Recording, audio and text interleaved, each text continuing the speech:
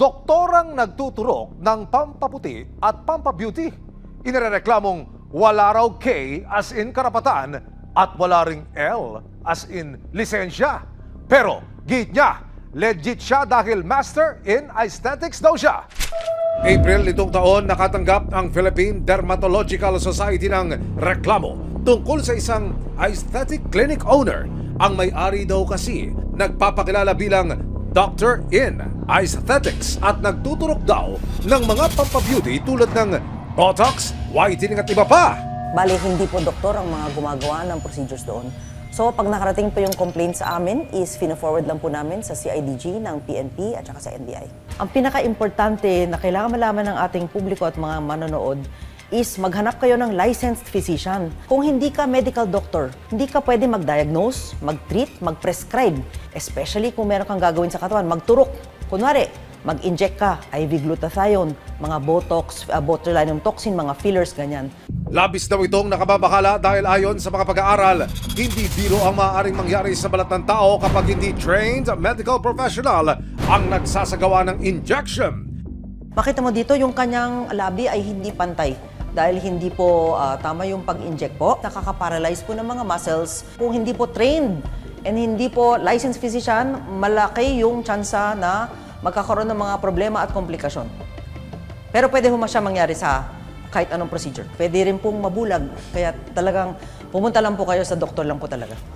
Dahil sa mga nasabing panganib, hindi na nagkatubili ang Philippine Dermatological Society na idulog ang reklamo sa CIDG. Ang naging unang abang, tignan kung lisensyado nga ba o hindi si Doktora.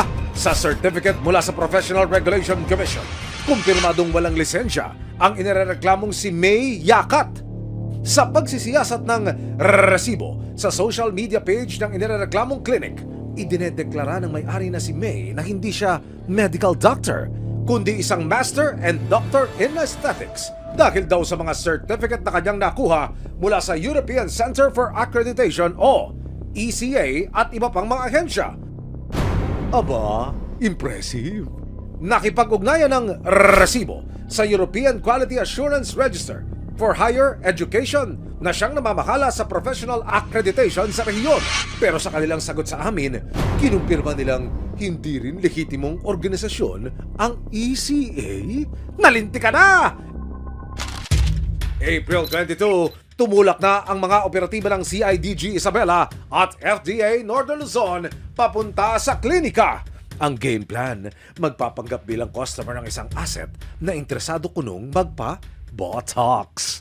A case of legal malpractice at saka paglabag sa Food and Drug Administration.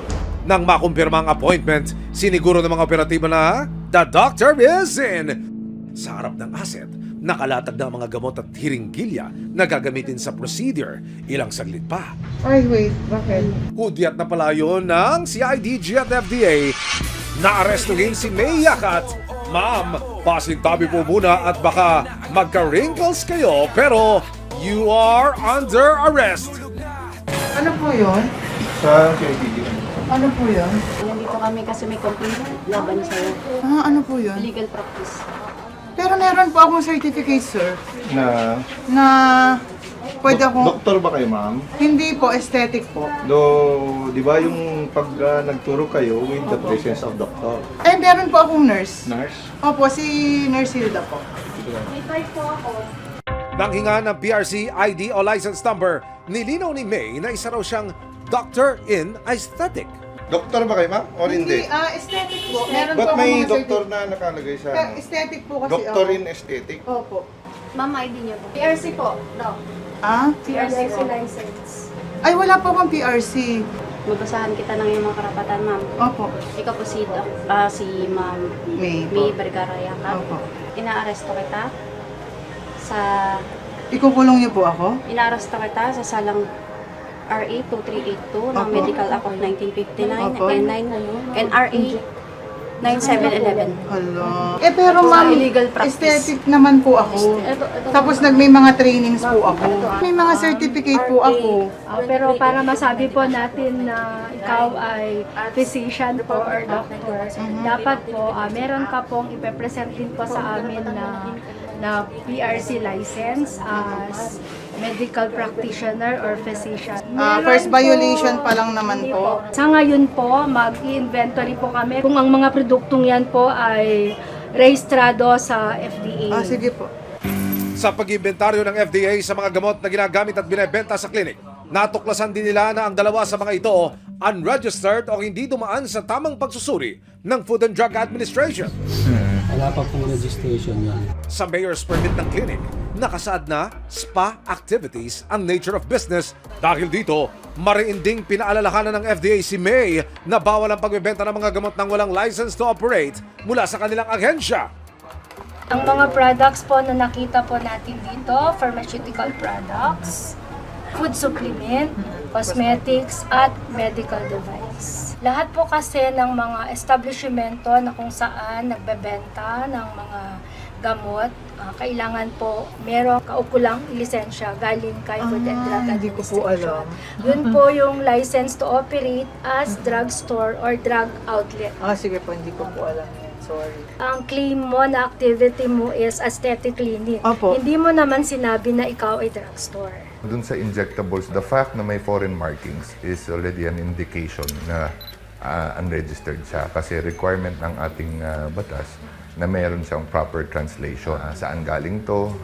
Para saan ba talaga ang gamit na to? This is very, very dangerous. Sa fact na injectable siya mga gamot ito, it can cause very, very severe allergies.